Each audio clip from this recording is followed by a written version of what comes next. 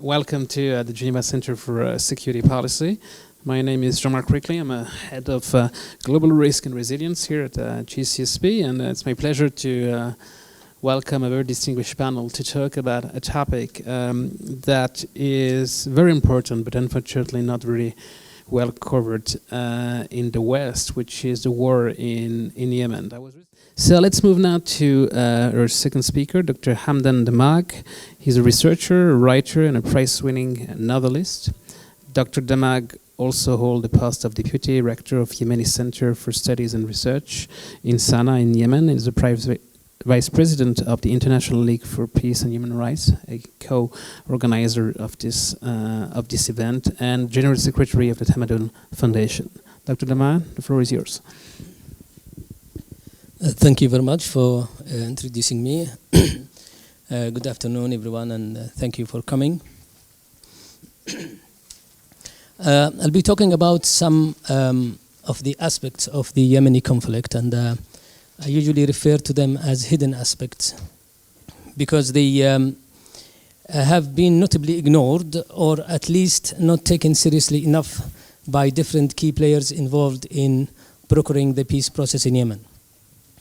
I'll try to demonstrate how such aspects constitute a real obstacle to the ongoing peace efforts and how they may partly explain the existing stalemate.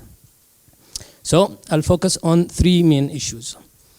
The first one is the question of terrorism, or more precisely, whether the Houthi movement, also known as Ansarullah, can be classified as a terrorist organization similar to other Ansar organizations like Ansar al-Sharia, Ansar al-Din, Ansar al-Sunnah, or even similar to its Shia ally, Hezbollah, which has been listed last week as a terrorist organization by the UK.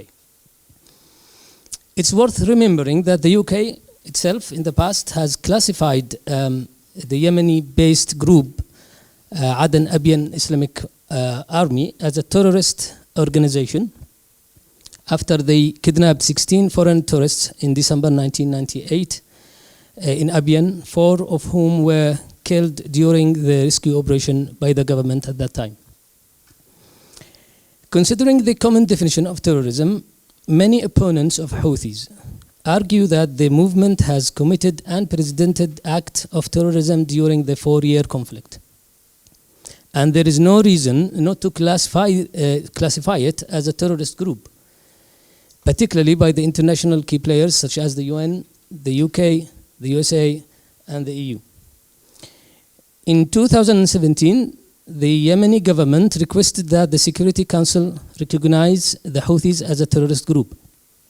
However, this seemed at that time to be merely a means of applying pressure on the movement. Almost 4 months ago, the USA reportedly considered designating the Houthis as a terrorist organization, which deemed to be by many observers as a means to apply further pressure on Iran.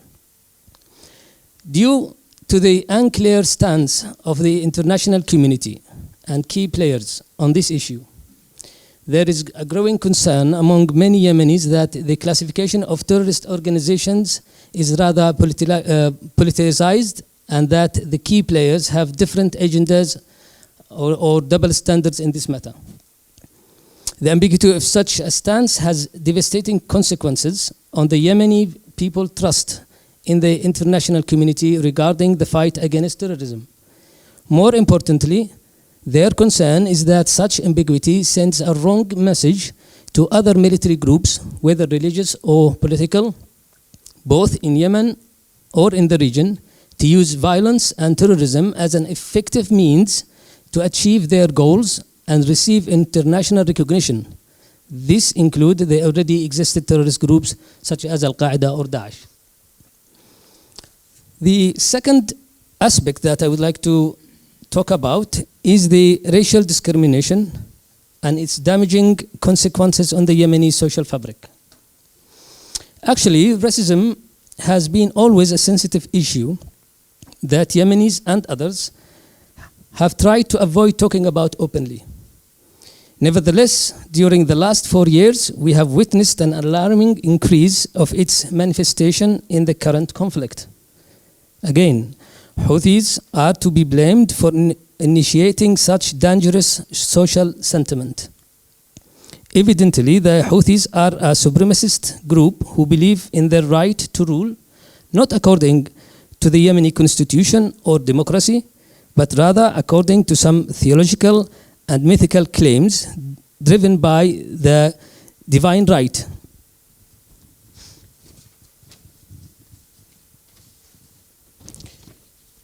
The divine right to exclusive to the descendant of the Prophet Muhammad, a minority in the Yemeni society also known as Ahl al-Bayt.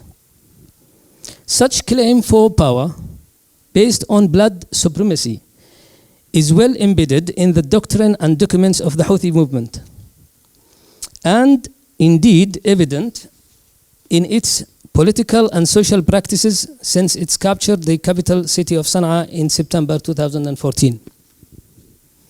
In fact, Houthis nowadays show no hesitation to assert that Ahl al-Bayt have and must have several privileges over other citizens in the society, including political, social, and financial privileges, which obviously undermine the basic principle of equal citizenship. Furthermore, Houthis have proven to be an extreme anti-Semitic group.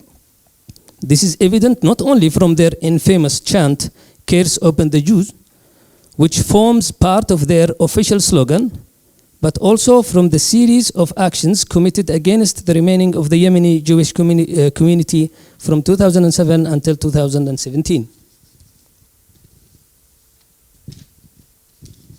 And as expected, racism by Houthis has provoked a kind of reverse racism, which has started to make itself visible day after day. And sooner or later, it will gain momentum and become a mainstream problem if the issue of racism remains ignored and untackled. The negative consequences of all this on the social fabric and on any reconciliation efforts in the future is rather obvious.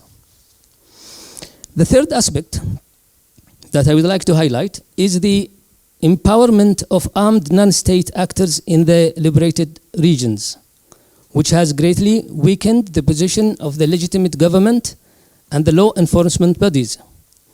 Since the liberation of Eden in July 2015, a number of regional-based militias in the south of Yemen have been formed, such as the security belt forces, the local elite forces, and others.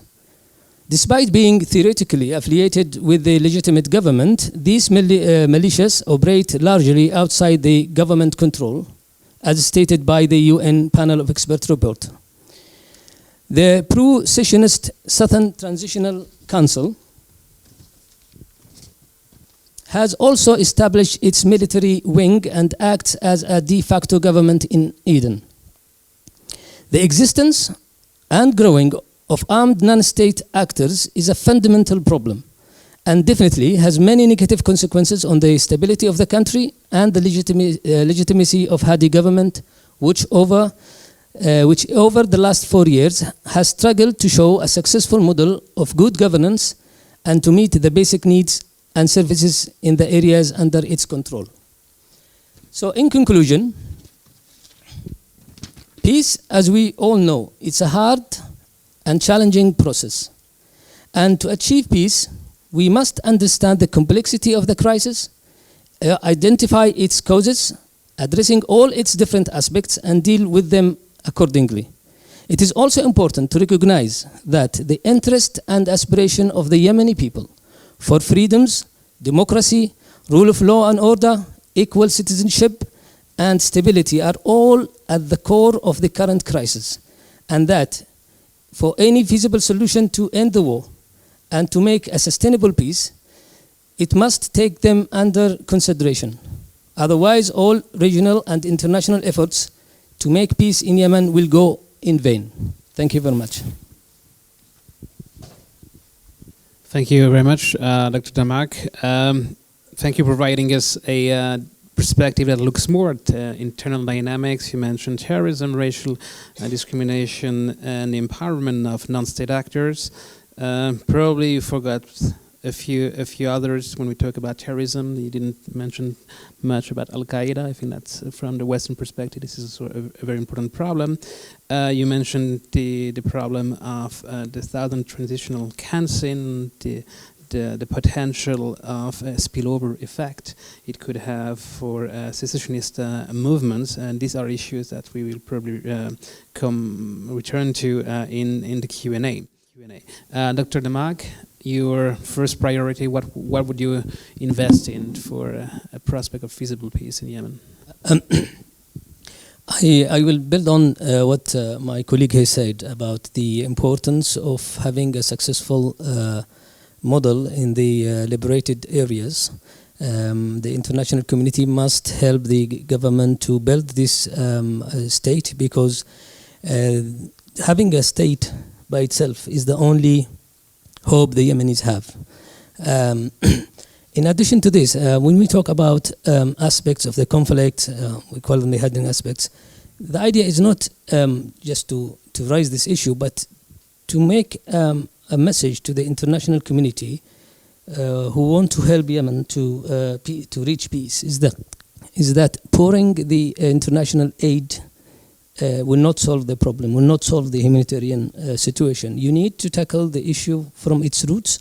You have to understand the complexity, and if you understand the complexity and all the different aspects, then you can put the appropriate pressure on different actors.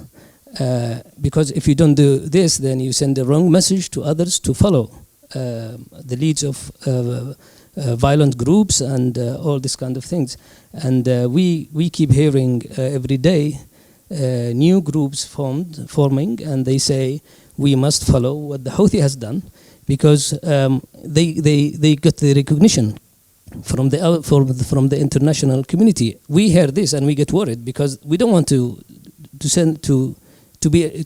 Houthis and what they have been doing to be a model for others to copy. And you mentioned about the already existed terrorist groups in Yemen, the Al-Qaeda and Daesh, and this is a future danger as well. And if we send wrong messages, they will get encouraged to represent themselves as counter to Houthis.